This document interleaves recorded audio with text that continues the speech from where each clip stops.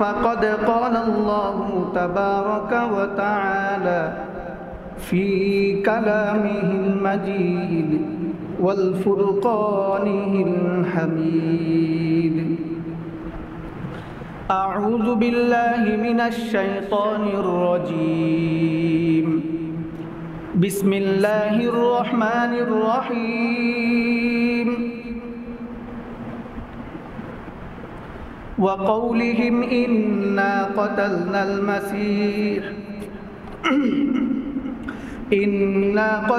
المسيح عيسى ابن مريم رسول الله وما قتلوه وما صلبوه ولكن شبه لهم وإن الذين اختلفوا فيه لفي شك منه ما لهم به من علم إلا اتباع الظن وما قتلوه يقينا صدق الله العظيم وصدق رسوله النبي الكريم ونحن على ذلك من الشاهدين والشاكرين والحمد لله رب العالمين اللهم صل على محمد وعلى آل محمد كما صليت على إبراهيم وعلى آل إبراهيم إنك حميد مجيد اللهم بارك على محمد وعلى آل محمد كما باركت على إبراهيم وعلى آل إبراهيم إنك حميد مجيد بلغ العلا بكماله كشف الدجى بجماله حسنت جميع خصاله صلوا عليه وآله মহান আল্লাহ রব্বুল আলামিনের দরবারে অসংখ্য অগণিত শুকরিয়া। আল্লাহ তাআলা বড় মেহেরবানি করে, দয়া করে, মায়া করে জুমার নামাজ জামাতের সাথে আদায়ের উদ্দেশ্যে মসজিদে এসে উপস্থিত হবার তৌফিক দান করেছেন। এজন্য দিল থেকে শুকরিয়া আদায় করি, বলি আলহামদুলিল্লাহ।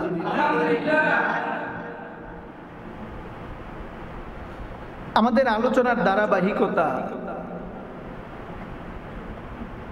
বিষয় ছিল কিয়ামতের অন্যতম একটি আলামত। কিয়ামতের আগে যতগুলো আলামত প্রকাশ পাবে,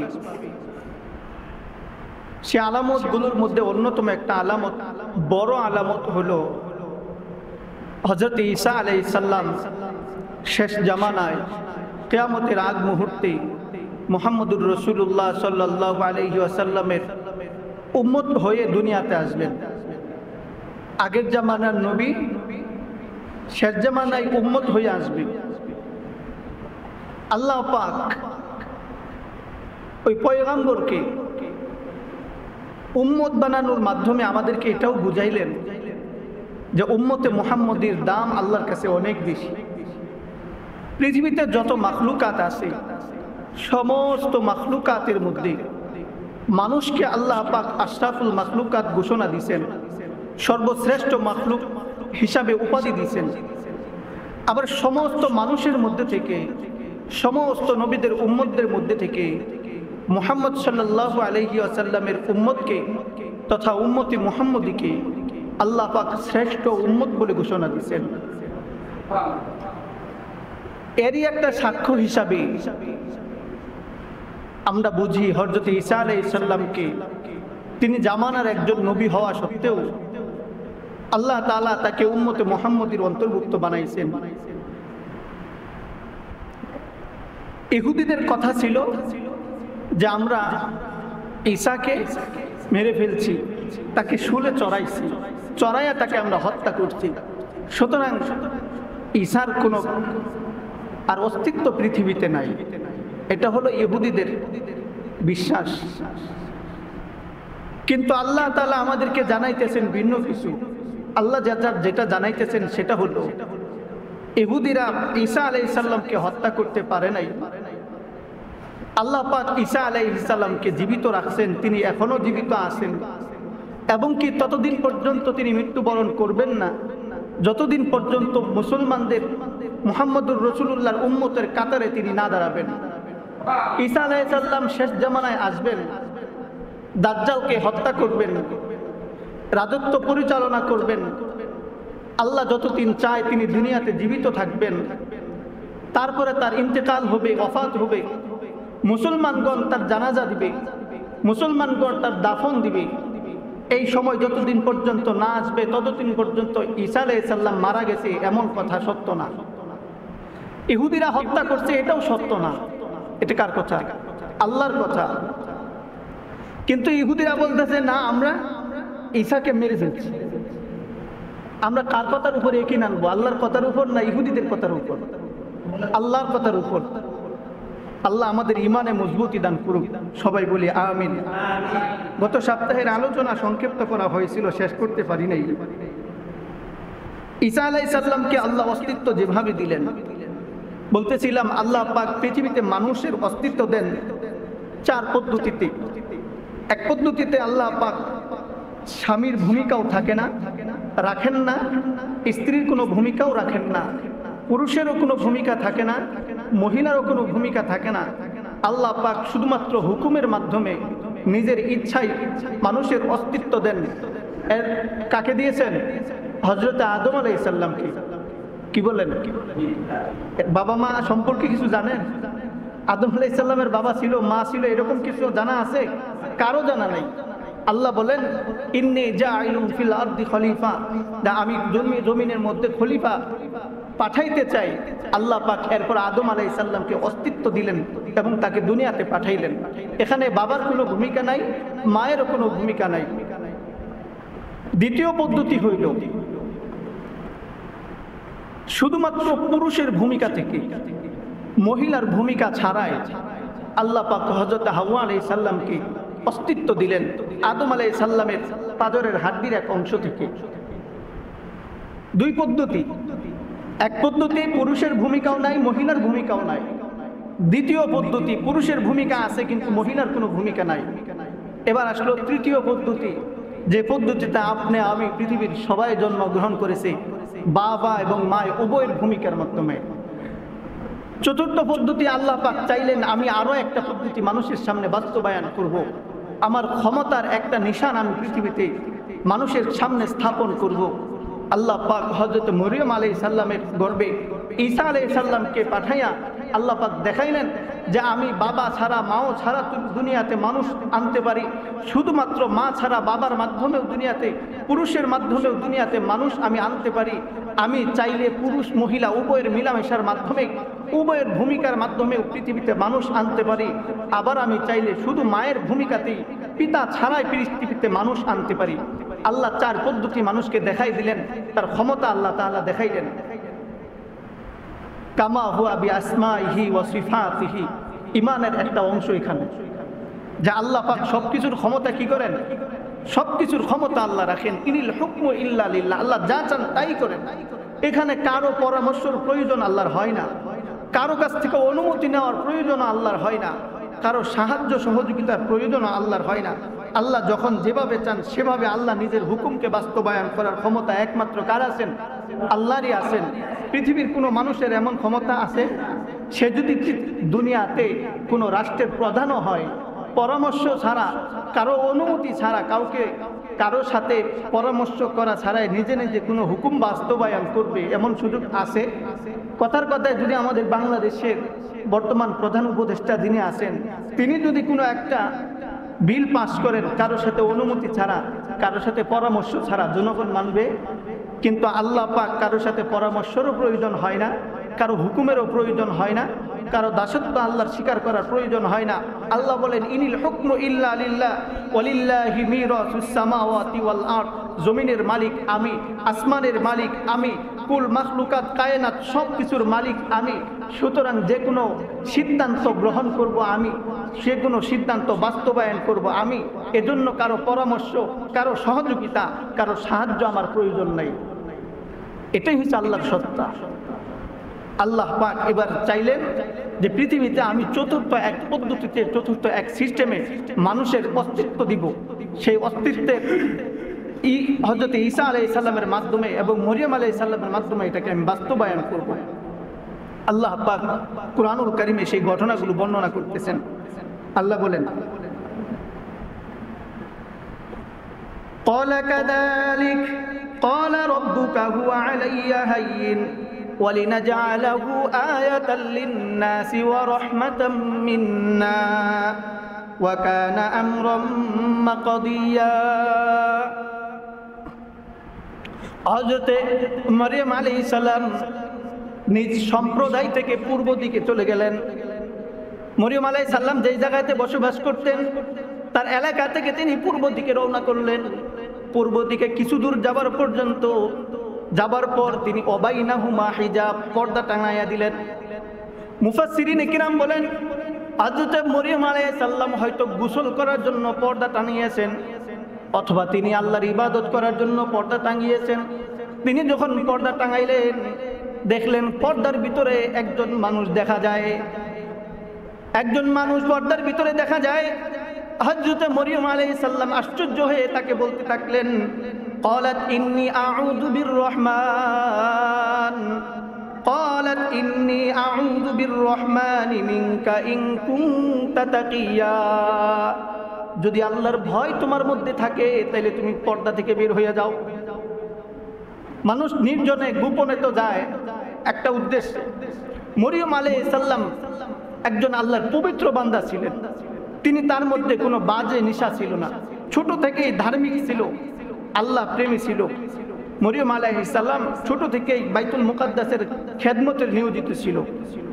এই আল্লাহ ভক্ত মানুষ যখন দেখলেন পর্দার ভিতরে আরেকজন চলে আসছে, এই নির্জনে আরেকজন মানুষ দেখা তাকে বলতেছেন, তোমার মনে যদি আল্লাহর ভয় থাকে তুমি পর্দার ভিতর থেকে বাহিরে চলে যাও। তিনি যখন বাহিরে চলে যাইতে বললেন তখন মরিয়ম আলাইহিস সালামকে বলা হইল, এ মরিয়ম, আন্না ইয়াকুনু লি গুলামু ওয়া লাম ইয়ামসাসনি বাশার ওয়া লাম আকু বাগিয়া। এ মরিয়ম, ভয় পায় না, ভয়ের কিছু নাই। আমি মানুষ না, আল্লাহ তাআলা, আমি আল্লাহর ফেরেশতা। আল্লাহ পাক আমাকে তোমার কাছে পাঠাইছেন এক সুন্দর সুখবর দিয়া। আল্লাহ পাক আমাকে তোমার কাছে পাঠাইছেন। কন্যা সুবহানাল্লাহ। আল্লাহ আমাকে তোমার কাছে পাঠাইছেন এক সুন্দর খবর দিয়া। খবরটা কি? খবরটা হইল যে আল্লাহ পাক তোমাকে একজন সন্তান দিবেন, পবিত্র সন্তান। মরিয়ম আলাইহিস সালাম এই কথা শোনার পর বলতেছে, قال كذلك قال ربك هو علي هين ولنجعله آية للناس ورحمة منا। বুঝলাম আল্লাহ আমাকে সন্তান দিবেন, কিন্তু আল্লাহ আমারে কেমনে সন্তান দিবেন? আমার তো বিয়ে হয় নাই, আমি তো কোনোদিন কোনো পুরুষের স্পর্শেও যাই নাই, সংস্পর্শে যাই নাই, কোনো পুরুষের সাথে আমার মেলামেশাও হয় নাই। আমি তো ব্যভিচারীও না যে গুনাহ করছি এজন্য আমার সন্তান গর্ভে আসবে। আল্লাহ পাক আমার কেমনে সন্তান বানাবেন, সন্তানের মা বানাবেন? পবিত্র সন্তানই বা আল্লাহ আমাকে কেমনে দিবেন? হযরত মরিয়ম আলাইহিস সালাম কিছুটা পেরেশানির মধ্যে পড়ে কিছুটা অদ্ভুত শব্দ উচ্চারণ করতেছিলেন। এমনি সময় ফেরেশতা তাকে সুসংবাদ দিলেন, ওয়ালিনাজালাহু আয়াতাল লিন্নাসি ওয়া রাহমাতাম মিন্না। এই মরিয়ম, আল্লাহ তাআলা সব কিছুর ক্ষমতা রাখেন, সুতরাং তুমি ভয় পাও না, চিন্তিত হইও না। আল্লাহ পাক চাইছেন তোমার গর্ভে একজন নেককার সন্তান দিবেন, পবিত্র সন্তান দিবেন। এই সন্তান আল্লাহ পাকের কাছে এই সন্তান দেওয়া তেমন কোনো কঠিন বিষয় না, এটা আল্লাহর জন্য একটা সাধারণ বিষয়, মামুলি বিষয়। ওয়ালিনাজালাহু আয়াতাল লিন্নাসি ওয়া রাহমাতাম মিন্না। আল্লাহ পাক তোমার গর্ভে একটা সন্তান দিবেন। এই সন্তান দেওয়ার মাধ্যমে আল্লাহ পাক তার শক্তির, তার কুদরতের নিদর্শন তোমার মাধ্যমে বাস্তবায়ন করবেন। মরিয়ম, সুসংবাদ শুনে রাখো, আল্লাহ পাক তোমার মাধ্যমে আল্লাহর শক্তি মানুষের সামনে প্রকাশ করবেন। ওয়ালিনাজালাহু আয়াতাল লিন্নাসি ওয়া রাহমাতাম মিন্না ওয়া কানা আমরুম মাকদিয়া। মরিয়ম, ভয় পাও না, আল্লাহর প্রতি ইকিন রাখো। এর দ্বারা আল্লাহ পাক তোমার মান মর্যাদাকে আরো বাড়াইয়া দিবেন। প্রথমত তোমার উপর মান মর্যাদা বাড়াইয়া দিবেন, আল্লাহ পাক তার নিদর্শন বাস্তবায়ন করবেন। এটা হবে জাতির জন্য রহমত, আল্লাহর পক্ষ থেকে এক রহমত হবে। মরিয়ম দ্বিমত পোষণ করিও না, ওয়াকানা আমরুম মাকদিয়া, আল্লাহ পাক তার সিদ্ধান্তকে চূড়ান্ত করে ফেলছেন। সুবহানাল্লাহ। তাহলে আল্লাহ পাক যা চান সেটাই বাস্তবায়ন করেন। এজন্য কারো পরামর্শ, কারো সম্মতি প্রয়োজন আছে? আল্লাহ পাক এই ঘোষণাই দিতেছেন ওয়াকানা আমরুম মাকদিয়া, যে আল্লাহ যে তোমার মাধ্যমে আল্লাহর এক নিদর্শন বাস্তবায়ন করবেন, এটা সিদ্ধান্ত আল্লাহ নিয়ে ফেলছেন, চূড়ান্ত হয়ে গেছে। এখানে আর দ্বিমত কইরো না, তুমি শান্ত থাকো। মরিয়ম আলাইহিস সালাম আল্লাহর প্রিয় বান্দি, আল্লাহর আনুগত্য করে তিনি তো আল্লাহর এই ফয়সালাকে মাইনা নিলেন। কিন্তু যখন গর্ভধারণ হয়ে গেল, আস্তে আস্তে দিন যায়, গর্ভপাতের সময় ঘনিয়ে আসে, মরিয়ম আলাইহিস সালাম আস্তে আস্তে পেরেশান বাড়তে থাকে। যখন গর্ভপাতের সময় খুব কাছাকাছি চলে আসছে, তখন তার পেরেশান আরো বাইরে গেছে। এই জনপদের মানুষ, এই এলাকার মানুষ যখন দেখবে আমার বিবাহ ছাড়াই, স্বামীর স্পর্শ ছাড়াই যখন আমার গর্ভ থেকে এক সন্তান জন্ম নেয়, তখন মানুষ আমারে অপবাদ দিবে। মানুষের সামনে আমি কেমনে মুখ দেখাবো? মরিয়ম আলাইহিস সালাম কিছুটা পেরেশানি হইয়া তিনি সেখান থেকে রাস্তা পরিবর্তন করছে, তিনি এক পাহাড়ে জঙ্গলা নির্জনের দিকে যাইতে শুরু করছে। কিতাবের মধ্যে আসছে তিনি নাসেরা নামক শহরের কাছাকাছি, যা বাইতুল মুকাদ্দাস থেকে কয়েক কিলোমিটার দূরে হবে, এই জায়গায় অবস্থান করতেছিলেন। এই জায়গাটা সামান্য অন্যান্য জমির তুলনায় কিছুটা উঁচু ছিলেন, পাহাড়ি অঞ্চল। এখানে একটা খেজুর গাছের নিচে হযরত মরিয়ম আলাইহিস সালাম আশ্রয় নিছে। তার গর্ভপাত হবে, সন্তান ভূমিষ্ঠ হবে, এর আগ মুহূর্তে তিনি যখন দেখলেন যে আল্লাহর হুকুম বাস্তবায়ন হয়ে গেছে, হইতেছে, ফাহামালাতহু ফান্তাবাযাত বিহি মাকানান কাসিয়া ফাআজাআহাল মাখাদু ইলা জিযইন নাখলা قالت يا ليتني مت قبل هذا وكنت نسيا منسيا। হযরত মরিয়ম আলাইহিস সালাম যখন দেখলেন তার সন্তান ভূমিষ্ঠের সময়টা কাছাকাছি হয়ে গেছে, তিনি তখন সেখান থেকে চলে গেলেন, নির্জন অবস্থায় নির্জন স্থানে চলে গেলেন। নির্জন স্থানে চলে গিয়ে তিনি এক খেজুর গাছের নিচে বসে আছে। এই সময় তার মাধ্যমে আল্লাহর হুকুম বাস্তবায়ন হইতেছিল। তিনি যখন দেখলেন ফাআজাহাল মাখাদু ইলা জিযইন নাখলা, আল্লাহ পাক কুরআনুল কারীমের মধ্যে ঘটনা উল্লেখ করে বলতেছেন, তিনি যখন দেখলেন সন্তান ভূমিষ্ঠ হয়, তখন তিনি খুব বেশি মাত্রায় পেরেশানির মধ্যে ছিল। তিনি তখন আফসোস করে করে বলতেছিল, ইয়া লাইতানি মিত্তু ক্বাবলা হাদা ওয়া কুনতু নাসিয়াম মানসিয়া। হায়, কি অবস্থা হইল আমার! আল্লাহ যদি এমন একটা সময় দেখার আগে আমার মরণটা দিয়া দিত, এই দিন যদি আমার সম্মুখের কোনো দিন না আসতো, অথবা এই সময় আমার কাছে আসার আগে আমি যদি মানুষের কাছ থেকে অপরিচিত হয়ে যাইতাম, তাহলে সেটা আমার জন্য কত ভালো হইতো। মরিয়ম আলাইহিস সালামের পরিস্থিতিতে নিজের মৃত্যু কামনা করতেছে, দুনিয়া থেকে নিঃশেষ হয়ে যাবার জন্য তিনি আফসোস করতেছে। এমন এক পরিস্থিতির শিকার আমার কেন হইতে হইল? মরিয়ম আলাইহিস সালাম যখন এইভাবে আফসোস করতেছিল, এই মুখ আমি কেমনে মানুষরে দেখাবো? এই সন্তান নিয়ে যখনই আমি আমার শহরের মধ্যে যাব, আমার গ্রামে যাব, আমার মহল্লায় ঢুকলে মানুষজন আমারে অপবাদ দিবে, মরিয়ম কার সাথে আকাম করে আসছো, সন্তান কইতে নিয়ে আসছো, আমি এই মুখ মানুষে কেমনে দেখাবো? মরিয়ম আলাইহিস সালাম এমন পেরেশানের মধ্যে পড়া তিনি তখন মৃত্যু কামনা করতে লাগলেন। মরিয়ম আলাইহিস সালামের এমন অবস্থা থেকে আল্লাহ তাআলা তাকে সুসংবাদ দেয়। ফেরেশতা তার নিচে থাকা জমিন থেকে ফেরেশতা তার উপর তাকে উদ্দেশ্য করে আল্লাহর আয়াত বর্ণনা দেয়। ফেরেশতা মরিয়ম আলাইহিস সালামকে উদ্দেশ্য করে বলেন, ওয়াহুজ্জি ইলাইকি বিজিযইন নাখলাতি তুসাকিতু আলাইকি রুতাবান জানিয়া। সুবহানাল্লাহ কন্যা। আল্লাহ পাক ফেরেশতার মাধ্যমে মরিয়ম আলাইহিস সালামকে জানাইতেছেন, মরিয়ম সন্তান আসবে, প্রসব হইতেছে, এই অবস্থায় তুমি পেরেশানের মধ্যে পড়ে গেছো, মানুষকে কেমনে মুখ দেখাবা? এটা নিয়ে পেরেশানির কিছু নাই। ও মরিয়ম, মানুষের সামনে কেমনে যাবা? এখানে কেমনে থাকবা, কি খাবা, সন্তান কেমনে লালন পালন করবা, এগুলো নিয়ে তোমার পেরেশানি হইতেছে। ও মরিয়ম, ওয়াহুজ্জি ইলাইকি বিজিজিন নাখলাতি তুসাকিতু আলাইকি রুতবান জানিয়া, মরিয়ম তুমি যে খেজুর গাছের নিচে বসে আছো, এই খেজুর গাছের একটা ডাল তোমার দিকে এভাবে ঝুঁকে আসে, যখন তোমার ক্ষুধা লাগবে, খানার প্রয়োজন হবে, এই ডালটা ধইরা একটা ঝাঁকুনি দিও, এক ঝাঁকুনিতে আল্লাহ তোমার জন্য অনবরত পাকা এবং তাজা খেজুরগুলো ফালাইতে থাকবেন। শুধু এ পর্যন্তই না, যখন পানির প্রয়োজন হবে তখন তোমার তলে দিয়ে আল্লাহ পাক এক নহর প্রবাহিত করে দিবেন, স্বচ্ছ পানির নহর, তখন তুমি এখান থেকে পানিও পান করতে পারবা। আল্লাহ পাক মরিয়ম আলাইহিস সালামকে তার থাকা খাওয়ার নিশ্চয়তা দিয়া এবার আল্লাহ তাআলা ঘোষণা দিতেছেন, মরিয়ম ফাকুলি ওয়াশরাবি ওয়াকরি আইনা فإما ترين من البشر أحدا فقولي, ও মরিয়ম সন্তান আসছে, এখন তুমি পেরেশানিতে হইছো যে কেমনে যাবা এলাকাতে। আচ্ছা ঠিক আছে, তুমি টেনশন নিও না, সন্তান বড় হইতে থাকুক আর তুমি এখানেই অবস্থান করতে থাকো। খানার জন্য বাহিরে যাওয়ার প্রয়োজন নাই, তোমার পানির জন্য বাহিরে যাওয়ার প্রয়োজন নাই, আল্লাহ পাক তোমার এখানেই নিরাপদের ব্যবস্থা করে দিয়েছেন। আল্লাহ পাক মরিয়ম আলাইহিস সালামকে ঘোষণা দিলেন, ফাকুলি ওয়াশরাবি ওয়াকরি আইনা, তোমার যত ইচ্ছা মন চায় তুমি এখান থেকে খাইতে থাকো, যত ইচ্ছা মন চায় এখান থেকে পানি পান করতে থাকো, আর ঈসা আলাইহিস সালামকে দেখে দেখে তুমি চোখের শান্তি অনুভব করতে থাকো। সুবহানাল্লাহ।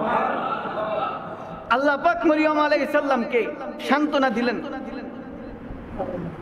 আচ্ছা আল্লাহ পাক যদি চাইতেন, এর আগে তো মরিয়ম আলাইহিস সালাম যখন ছোট ছিল তখন বাইতুল মুকাদ্দাসে ছিল, তার দেখাশোনা করতো তার খালু হযরত জাকারিয়া আলাইহিস সালাম, তিনিও একজন পয়গম্বর। তিনি মরিয়ম আলাইহিস সালামের দেখাশোনা যখন করতে যাইতেন, কামরার ভিতরে বাইতুল মুকাদ্দাসের মধ্যে এক কামরার ভিতরে মরিয়ম আলাইহিস সালাম থাকতেন, যায়া দেখতেন এখানে সুন্দর সুন্দর ফল আছে, যে ফলগুলোর সিজন এখন নাই, সিজন ছাড়াও মৌসুম ছাড়াও ফল তার কাছে রয়েছে, তাজা তাজা তাজা কাঁচা ফলগুলো রয়েছে, সুমিষ্ট ফলগুলো তার কাছে আছে। জিজ্ঞেস করা হইল, মরিয়ম এই ফল তুমি কোথায় পাইলা? মরিয়ম আলাইহিস সালাম বললেন, এগুলো আমার আল্লাহ দিছে। সুবহানাল্লাহ। তাহলে সিজন ছাড়া যাকে আল্লাহ তাআলা ফল দিতে পারেন, খেজুর গাছের নিচে বসাই রেখে আল্লাহ তাকে খেজুর দিতে পারেন না, তাহলে আবার গাছ ধরে নাড়াচাড়া দেওয়ার কি দরকার? কি বলেন? যেখানে আল্লাহ এমনিই দিতে পারেন সেখানে গাছ ধরে নাড়াচাড়া দেওয়ার দরকার আছে? আল্লাহ পাক তো মরিয়ম আলাইহিস সালামকে হুকুম করেছিলেন, ওয়াহুজ্জি ইলাইকি বিজিজিন নাখলাতি তুসাকিত, তোমার যখন খিদা লাগে, তোমার যখন পানির পিপাসা লাগে, তখন তুমি এই ডাল ধরে ঝাঁকুনি দিবা, দেখবা পাকা এবং তাজা খেজুরগুলো তোমার সামনে পড়বে, ওগুলো তুমি খুঁটে নিয়ে নিয়ে খাইতে থাকবা। কি দরকার ছিল? আল্লাহ চাইলে তারে ভালো ভালো খেজুরের বাদা ধইরা একবারে মুখের কাছে আইনা দিতে পারতো না? বাইতুল মুকাদ্দাসের মধ্যে তাকে আল্লাহ দেয় নাই সিজন ছাড়া ফল, তারপরেও আল্লাহ এটা কেন দিলেন? মুসলমানদের জন্য শিক্ষা হইল। মুসলমান আজকে অনেকে এমন কথা বলে যে হায়াতের মালিক আল্লাহ, রিজিকের মালিক আল্লাহ, তাকদীরের মালিক আল্লাহ। এটা মানুষের তাকদীরের উপর বিশ্বাসের একটা ধরন। সবকিছুর মালিক যদি আল্লাহ হয়, তাহলে আল্লাহ আমাদেরকে কাজ করা ছাড়া কেন খাওয়ায় না? কষ্ট করে আমাদের কেন খাইতে হয়?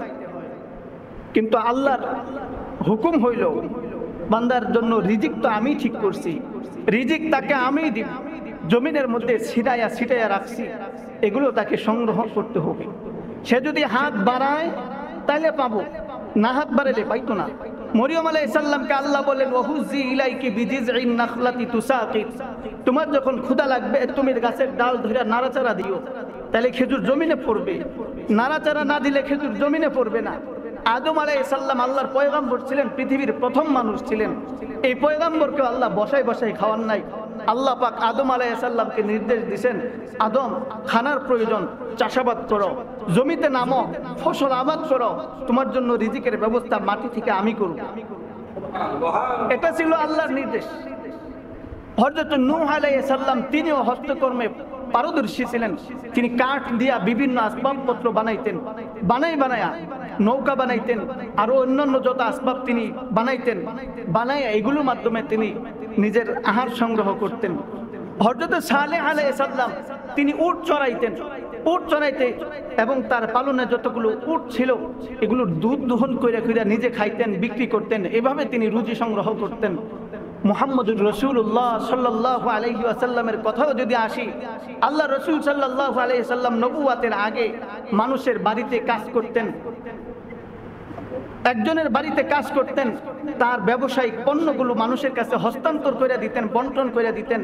হযরতে খাদিজা রাদিয়াল্লাহু তাআলা আনহা তার পণ্যগুলো তিনি বন্টন করে দিতেন, বিভিন্ন জায়গায় তিনি নিয়ে যাইতেন, প্রচার করতেন, কইরা কইরা এভাবে তিনি নিজের রুজি রোজগার করতেন।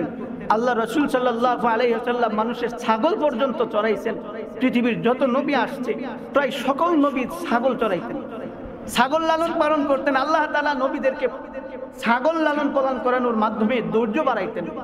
কারণ ছাগল কেমন, আপনি শুক্রবারে গেছেন যে সারা সপ্তাহের মধ্যে ছাগলের তেমন যত্ন নেই না, খালি খাওয়াই আর ঘুরিকে তুলি। আজকে যাক শুক্রবার গোসলটা আমিও করতেছি, ঈদের দিন গোসলটা আমিও করতেছি, ছাগলটা একটু গোসলটা করাই দেই। তো রশি ধরে টান দিছেন, ওই যে সামনে ঠ্যাং দিতে খুঁটি দিছে, সামনে নেওয়া যায় না, কথা ঠিক না? এ ছাগল এমন তেরা কি কন, আল্লাহ পাক রসুল এবং নবীদেরকে এই জন্য ছাগল দিয়া প্রশিক্ষণ দিচ্ছেন। মুফাসসিরিনে কেরাম বলেন যে ছাগল যতটা তেরা, এর চেয়ে বেশি তেরা হইল মানুষ, মানুষের চাইতে বেশি তেরা ছাগল না। আল্লাহ পাক নবীদেরকে ছাগলের রাহাবারি করাইছেন, ওটা ছোট বিষয় ছিল, কিন্তু এর চাইতে তেরা জাতি হইল মানুষ। এদের রাহাবারি যখন আল্লাহ করাবেন তখন প্রশিক্ষণ ছাড়া কাজ হবে না। এজন্য আল্লাহ পাক নবীদেরকেও ছাগল দিয়া আগে প্রশিক্ষণ দিচ্ছেন, এরপরে মানুষের তেরামি ছুটানোর জন্য আল্লাহ পাক রাহাবারিতে দায়িত্ব দিচ্ছেন। যাই হোক, বলতেছিলাম রাসূল সাল্লাল্লাহু আলাইহি সাল্লাম কি করত, নিজের রুজি উপার্জন করত, রোজগার করত, ব্যবসা করত।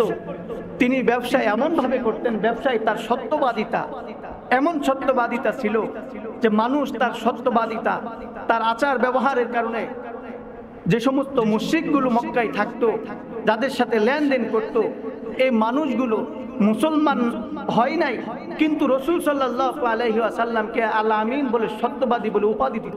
সুবহানাল্লাহ। তাহলে তাদের ব্যবসায়িক নীতি কেমন ছিল? এই মজলিসের মধ্যে তো ব্যবসায়ী আছেন, ব্যবসা রাসূল সাল্লাল্লাহু আলাইহি সাল্লাম থেকে শিখা দরকার। মানুষ মনে করে যে আমাদের কোরআনের মধ্যে বুঝি শুধু নামাজ কালাম আর জান্নাত জাহান্নামের কথাই আছে, ব্যবসায়িক কথাও যে আছে এই কথা মানুষ জানেই না, বুঝেও না। কইতে জানবে, বোঝার চেষ্টাও তো কোনোদিন করে নাই। অথচ শ্রেষ্ঠ ব্যবসায়ী ছিলেন রাসূল সাল্লাল্লাহু আলাইহি সাল্লাম। আম্বিয়ায়ে কেরাম, পয়গম্বর আলাইহিস সালাম তারাও ব্যবসা করছেন। আমাদের ইমামগণ, সাহাবীগণ তারাও ব্যবসা করছেন। তারা কি ছোটখাটো ব্যবসা করছে? আমাদের মাঝে অনেক মানুষ আছে আতর টুপি লইয়া বসে থাকে, অনেকে চা পানের দোকানদারি করে। এদের পুঁজি কি খুব বেশি? অল্প পুঁজির কারণে তো এমন ব্যবসা করেন। সাহাবায়ে কেরাম কি এগুলো ব্যবসা করছেন? সাহাবায়ে কেরামের ব্যবসা ছিল আরো বড় ব্যবসা। সাহাবায়ে কেরামের ব্যবসা ছিল এর চাইতে বিশাল বিশাল কার্যকার্য।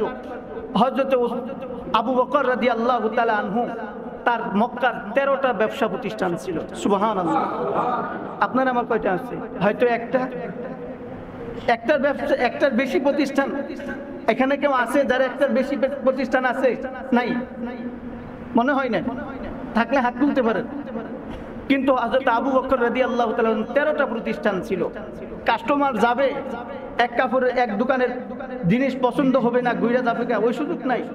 এক সারিতে 13 দোকান যখন থাকবে, এই দোকানেরটা পছন্দ না হইলে ওই দোকান থেকে কিনতে হবে, ওইটা পছন্দ না হলে তারপরেরটা কিন্তু একটা তো পছন্দ হবে। এখান থেকে কাস্টমার ছুটে যাওয়ার কোনো সুযোগ নাই।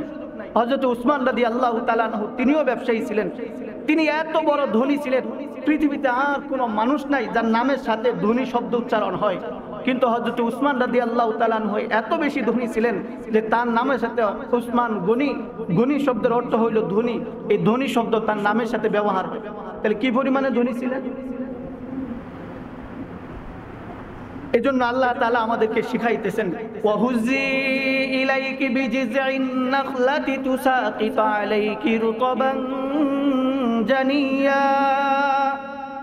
যখন তোমার খাওয়ার প্রয়োজন হবে তখন তোমাকে হাত নাড়াইতে হবে।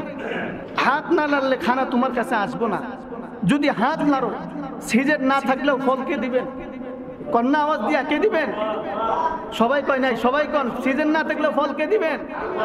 সিজন না থাকলেও ফল আল্লাহ দিবেন। আল্লাহ পাক ইলাইকি বিজিযইন নাখলাতি তুসাকিত আলাইকি রুতবান জানিয়া।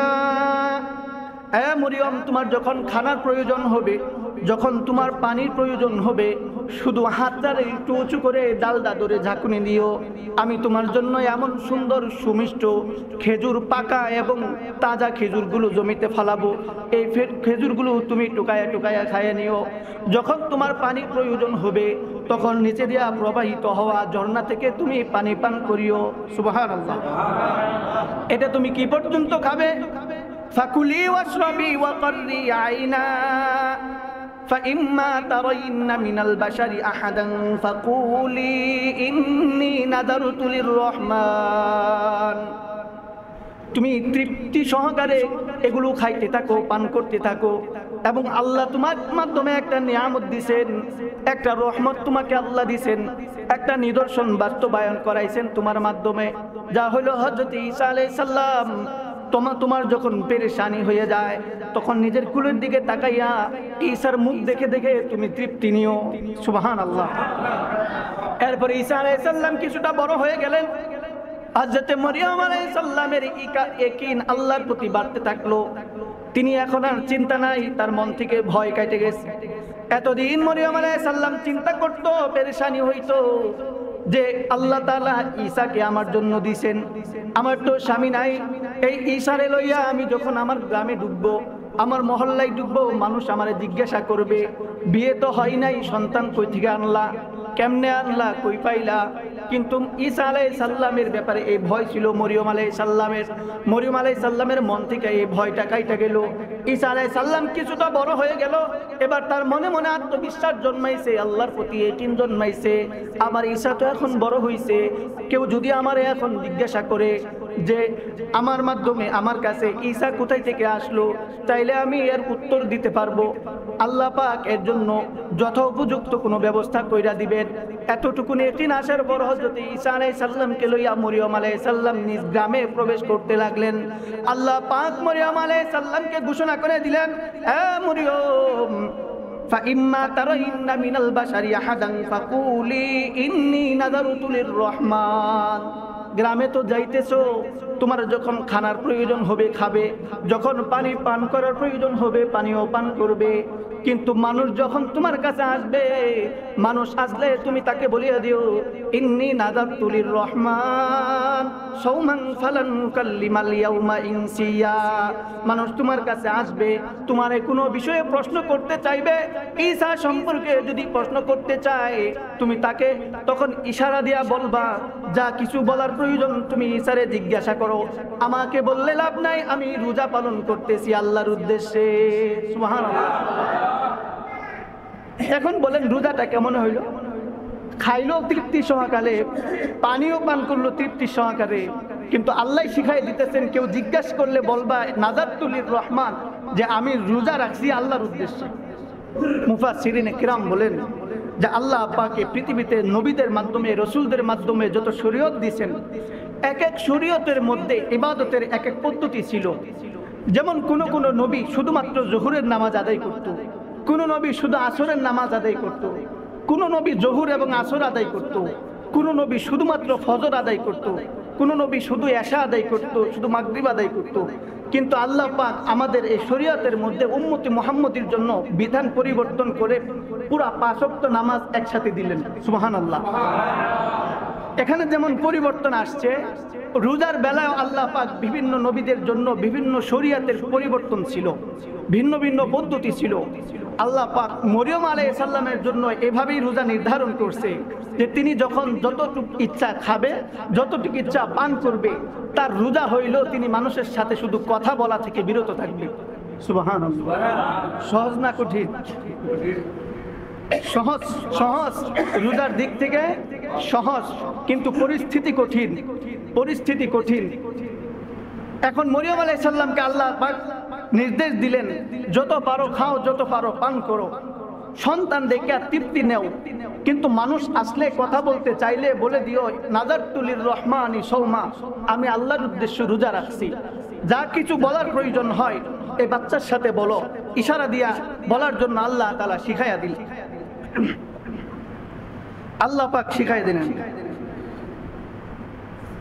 ফাকুলি ইন্নী নাযারতু লির-রহমান সাওমান ফালান উকাল্লিমাল ইয়াওমা ইনসিয়া ফাআতাত বিহি কওমাহা তাহমিলুহু ক্বালু ইয়া মারইয়ামু লাকাদ জি'তি শাইআন ফারিয়া। মরিয়ম আলাইহিস সালামের মনে একই আসছে, এখন যদি আমার সন্তান সম্পর্কে কেউ প্রশ্ন করে জিজ্ঞাসা করে তাহলে আল্লাহ কোনো একটা ব্যবস্থা করে দিবেন, এখন আমার পেরেশানি নাই।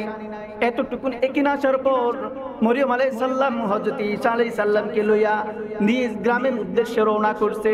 তিনি যখন নিজ গ্রামে গিয়া পৌঁছেছে তখন তার গ্রামের অধিবাসীগুলো ইহুদিগুলো তাকে ডাক দিয়া জিজ্ঞাসা করে, ইয়া উখতা হারুন, হে হারুনের বোন, ইয়া উখতা হারুন মা কানা আবুকি ইমরাআ সাউইন ওয়া মা কানাত উম্মুকি বাগিয়া। এ হারুনের বোন, তোমার বাবা তো বড় একজন বুজুর্গ মানুষ, খুব ভালো মানুষ, খুব দিনদারি মানুষ।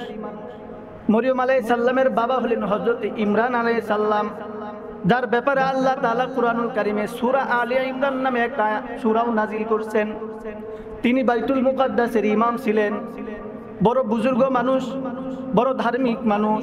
তারা জাতিটারে ডাক দেয়া কয়, ইয়া উখতা হারুন মা কানা আবুকি ইমরাআ সাউইন ওয়া মা কানাত উম্মুকি বাগিয়া।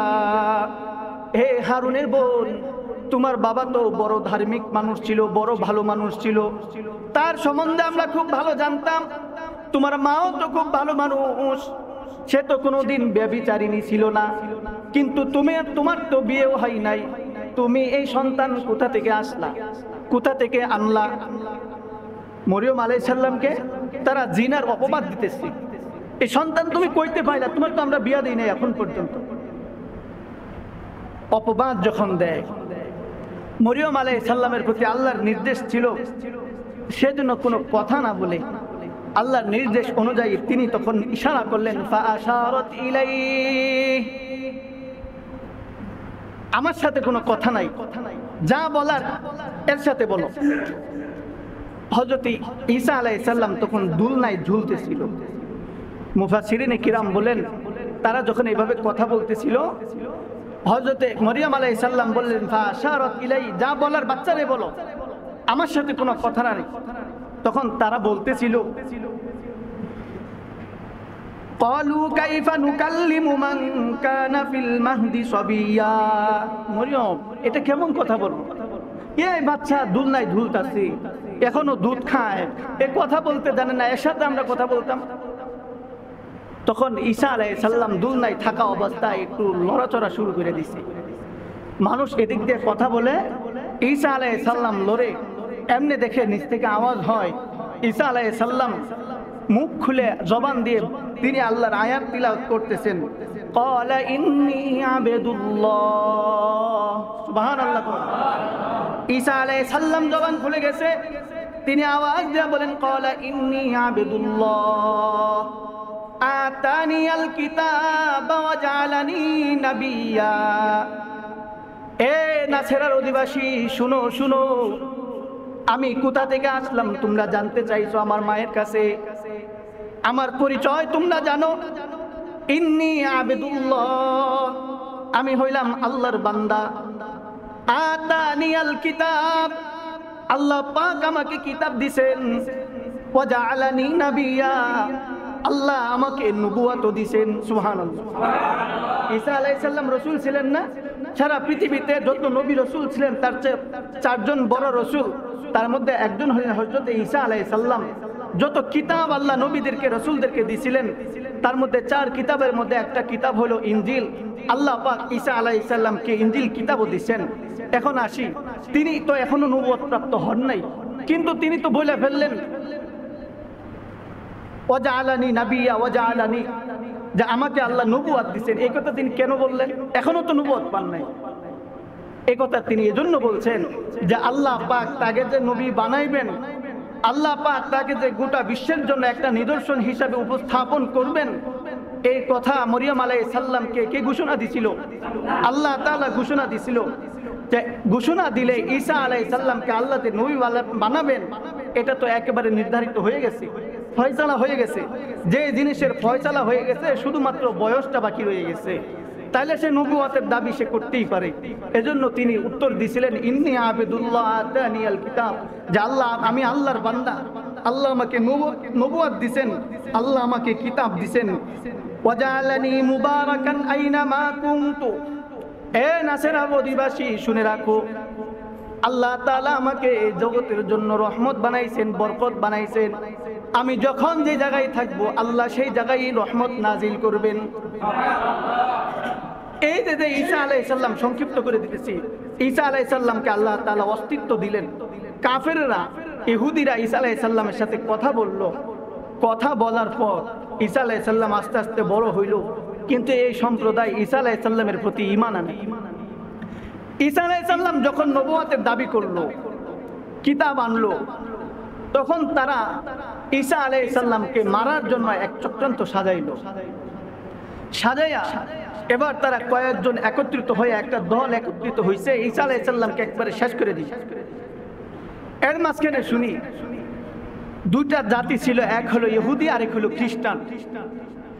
ইহুদিরা তো আল্লাহর নবীর প্রতি ঈমান আনেই নাই, তারা তাকে হত্যা করার জন্য সিদ্ধান্ত নিয়ে আনিছে। আরেক জাতি হলো খ্রিস্টান। তারা যখন দেখলো যে বাপ ছাড়াই পৃথিবীতে মানুষ আসছে, তখন তারা তার প্রতি এমন ঈমান আনা শুরু করলো, ঈমান আনতে আনতে সীমা ছাড়াই গেল। এবার তারা বলতে শুরু করলো যে ঈসা ইবনে মরিয়ম, তিনি তো সাধারণ মানুষ না, তিনি আল্লাহর পুত্র। নাউজুবিল্লাহ।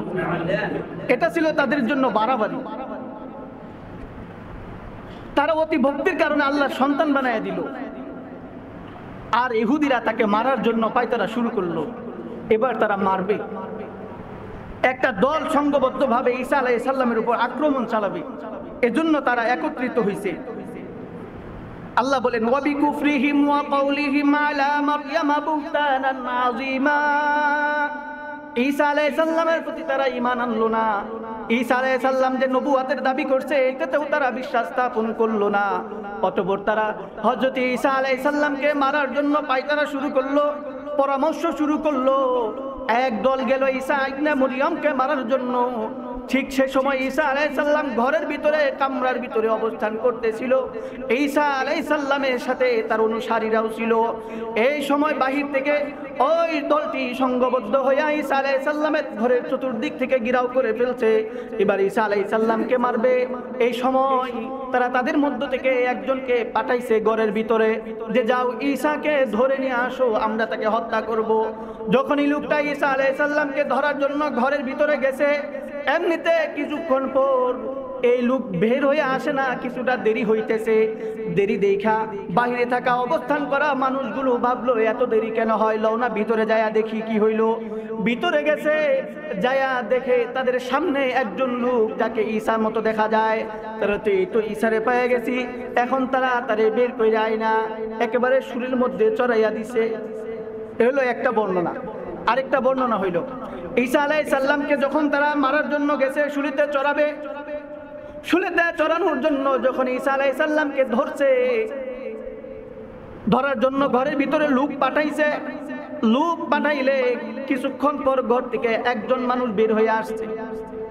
যদি আগে থেকে ঈসা আলাইহিস সালাম থাকে, তাহলে ঘরে আরেকজন ঢুকলো, কয়জন হইল?